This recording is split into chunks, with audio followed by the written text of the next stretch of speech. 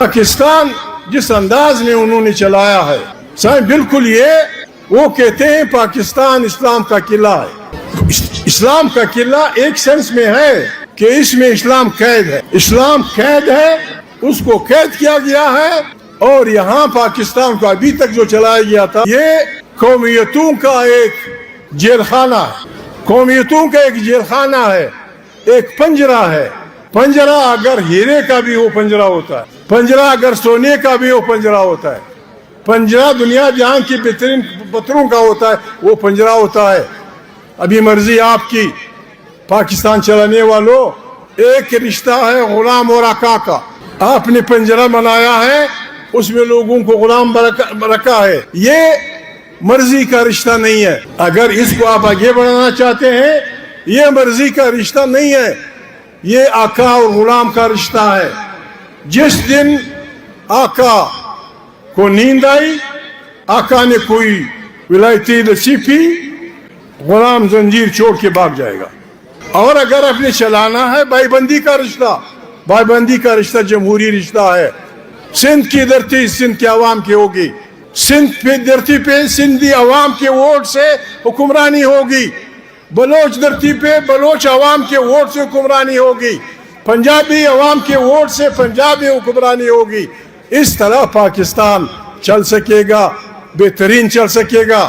ہم پاگل نہیں ہیں, ہم پاگل نہیں ہیں کہ ہم یہاں آئے سب میں لوگوں کو گالیاں دینے. ایک سادہ سوال ہمیں رکھنا ہوگا دنیا میں ہم سب نے, نرم الفاظ سے لیکن واضح الفاظ سے, کہ پاکستان فوج کے لیے یا فوج پاکستان کے لیے. اگر پاکستان فوج کے لیے ہے سائیں پھر تو ہم گئے, خدا حافظ, آپ جانے آپ کا ملک جانے. اور اگر فوج پاکستان کے لیے ہے تو مہربانی کریں, ہم اتنے جاہل بھی نہیں ہیں کہ ہم فوجیوں کی اہمیت نہیں سمجھتے. اتنا بڑا ملک, 25 کروڑ انسانوں کا ملک, اس کی فوج نہیں ہوگی, یہ پاگل پن ہوگا. فوج ہوگی, بہترین فوج ہوگی, جاسوسی ادارے ہوں گے, ISI, MI, FBI, فلانا سول ایجنسیاں. کوئی ملک افواج اور ایجنسیوں کے بغیر نہیں چل سکتا. ایجنسیاں کانوں اور آنکھوں کے موافق ہوتی ہیں. خدا کرے کہ ہماری سول ایجنسیاں, ہماری ملٹری ایجنسیاں CIA سے بھی کمپیٹنٹ ہوں, موساد سے بھی کمپیٹنٹ ہو, فلانے سے بھی کمپیٹنٹ ہو, لیکن ہمارے افواج کو جتنا جلد ہو سکے وہ اپنے پہ بھی احسان کریں گے, ہم پہ بھی احسان کریں گے, پاکستان پہ بھی احسان کریں گے. مہربانی کرے, جس طرح امریکہ کی فوج گزارا کر رہی ہے, جس طرح چین کی فوج گزارا کر رہی ہے, جس طرح روس کی فوج گزارا کر رہی ہے, آپ کو بھی آئین کے دائرے میں رہ کر اپنی مرضی اس میں فریم میں رہنا ہوگا. آپ کا حلف ہے, حلف وعدہ ہوتا ہے. ان اللہ کان عہد مسئولا, اللہ پاک کہتے ہیں میں وعدے کی پرسش کروں گا. جب آپ حلف لیتے ہیں تو آپ کہتے ہیں میں سیاست میں حصہ نہیں لوں گا. سپاہی سے لے کر جرنیل تک آپ نے وعدہ کیا ہے, آپ اس وعدے کو نہ توڑیں, ہم آپ کو سلوٹ کریں گے, ہم آپ کو سلوٹ کریں گے, ہم آپ سے بہترین تعلقات رکھیں گے. کوئی پاگل ہوگا کہ اس کے لیے ایک ادارہ لڑتا ہے, جھگڑتا ہے, خود مرتا ہے, دوسروں کو مارتا ہے, اس کی عزت نہ کرے. لیکن جب آپ حلف توڑتے ہیں اور کوئی اور راستہ لیتے ہیں پھر ہمارے آپ کے درمیان رشتے خراب ہو جاتے ہیں. کیا ہوا 8 اکتوبر کو, کیا ضرورت تھی؟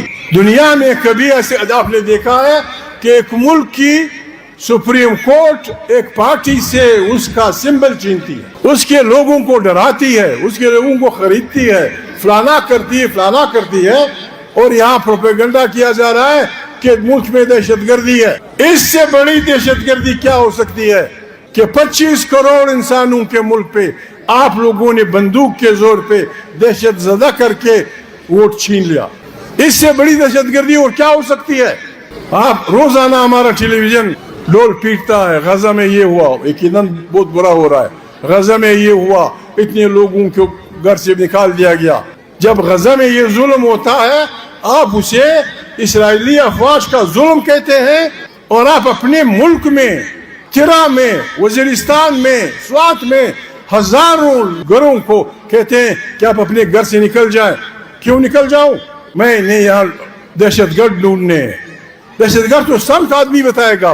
جب آپ سارے سن سے کہہ دیں گے, سارے ضلع سے کہہ دیں گے کہ جاؤ جاؤ فلانی جگہ میں خیمے لگاؤ سکر کے دریا کے کنارے, کیا کر رہے ہو؟ میں یہاں دہشت گرد ڈھونڈوں گا, یہ تماشے نہیں چلیں گے. کیا یہ ملک ہے جس میں خود لوگ ایک دوسرے کو مارتے ہوں؟ ایسا نہیں ہوتا. انسان کا قتل قرآن کریم میں اللہ پاک بڑے اس سے کہتے ہیں کہ میں نے انسان کو بہت بہترین فی احسن تقویم, بڑے اس میں میرا خلیفہ ہے, میں نے اسے بادشاہی کے لیے, دنیا کو کنٹرول کے لیے تخلیق کیا ہے. قرآن کریم شرک کے بعد سب سے بڑی گناہ انسان کے قتل کو کہتا ہے. خدا کے ساتھ شرک کے علاوہ جو سب سے بڑا گناہ کہتا ہے اللہ پاک کہ میں اس کی معافی نہیں کرتا, وہ انسان کا, مسلمان کا نہیں کہا ہے, انسان کا قتل. قرآن کریم میں اس کا ذکر ہے کہ اگر کسی نے, سورہ المائدہ میں ہے کہ اگر کسی نے کسی انسان کو سوائے اس گناہ کے کہ اس نے کسی کے پیارے کو مارا ہے اور پھر جرگہ نہیں کرتا, بات نہیں کرتا, بیٹھتا نہیں ہے, احتیاط نہیں کرتا, یا وہ علاقے میں فساد پھیلاتا ہے, کہ اگر کسی نے ایک انسان کو مارا یہ بالکل اس کے مترادف ہے جیسے وہ تمام انسانوں کو مار دیتا ہے.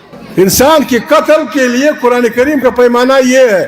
آپ نے بسم اللہ کر کے بندوقیں اٹھائی ہیں, اور بھی یار لوگ کون ہے یہ؟ پاکستان اتنا کمزور نہیں ہے. پاکستان کے ادارے, پاکستان کی فوج, پاکستان کی پولیس اتنی کمزور نہیں ہے کہ کچے میں پکے میں بلوچستان میں فلانا میں لوگ چوریاں کرتے ہیں ہائی وے. آج بھی میں ایمانداری سے کہتا ہوں, آج بھی اگر پاکستان کی فوج, پاکستان کی پولیس یہ فیصلہ کرے کہ شہراؤں پہ امن ہوگا, کسی کا باپ نہیں نکلے گا, کسی کا باپ بھی نہیں نکلے گا. مت کریں, اس ملک کی بنیادوں سے نہ کھیلیں. کوئی آپ سے روٹی نہیں مانگتا, کوئی آپ سے خیرات نہیں مانگتا. اگر سڑکیں بنانا, کالجز بنانا, فلانا کرنا, اگر یہ صرف انسانوں کی ضروریات ہوتی تو انگریز تو ہمیں سب کچھ دے رہا تھا. بہترین سڑکیں بنائی, چمن سے لے کر کرتا تک ریلوے لائن, بہترین سڑکیں, بہترین تعلیمی ادارے, بہترین فلانا, ایک اچھا انصاف کا نظام, ایک اچھا تعلیمی نظام, پولیس کا نظام. پھر گاندھی جی, محترم محمد علی جناح صاحب, جیم سید صاحب, فلانا, پھر انہوں نے کیوں کہا کہ یہاں سے جاؤ؟ کیا ہمیں ان سے نفرت تھی کہ وہ عیسائی ہیں؟ نہیں. یا ان کی آنکھیں نیلی ہیں؟ نہیں. اصل میں انسان پیدا اس لیے ہوا ہے کہ وہ حق حکمرانی میں حصہ چاہتا ہے. ہم سندھی, ہم بلوچ, ہم پشتون, ہم پشتاوی عوام, ہم سرائکی حق حکمرانی میں اپنا حصہ چاہتے ہیں. یہ سیاست کو وہ ہے. پاکستان کی فوج ہے, میں سندھی ہوں, میرا حصہ بتاؤ. پاکستان کی فوج ہے, میں سندھی ہوں, 6 فٹ کا سندھی, 5 فٹ کی مونچھیں. کیا میں سپاہی نہیں بن سکتا؟ کیا میں میجر نہیں بن سکتا؟ کیا میں جرنیل نہیں بن سکتا؟ مجھے میرا مطلب ہے سندھی کو, بلوچ کو, سرائکی کو, پنجابی کو, پشتون کو, ہمیں آبادی کی بنیاد پہ آپ نے ہر ادارے میں ہمارا حصہ دینا ہوگا. ہم نقصان میں بھی اپنا حصہ دیں گے. خدا نہ خواستہ اگر پاکستان کو کچھ ہوا, سائیں سندھی فرنٹ پہ ہوگا, بلوچ فرنٹ پہ ہوگا, پشتون فرنٹ پہ ہوگا,